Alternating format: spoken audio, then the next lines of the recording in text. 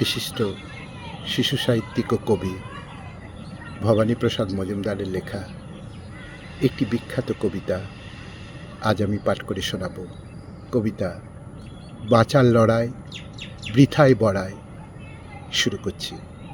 খোকা, তুই স্কুলে যাস রোজ? খোকা, তোর আছে সিলেট বই?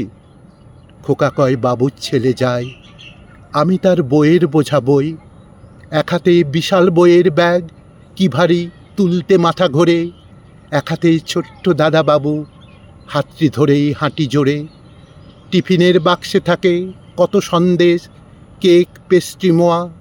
বোন আমার নোংরা ঝুপড়ি ঘরে, কাঁদে রোজ খিদেই ওয়া ওয়া। খোকা, তুই খেলতে কি যাস মাঠে? শুনে ওর চোখ করে ছল ছল। খোকা কয় বাবুর ছেলে যায়, আমি বই তার ব্যাট প্যাট বল। বিকেলেও টিফিন থাকে সাথে, কত কি পাউরুটি ডিম কলা। আমাদের বেলায় শুধু জোটে অপমান, কিল্লাথি কানমোলা। ওরা রোজ কতই কিছু শেখে, নাচ গান সাঁতার ঘোড়াই চড়া।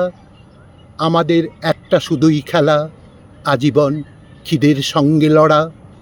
এ লড়াই চলবে কতকাল, এ খিদেই আগুন নিববে কবে।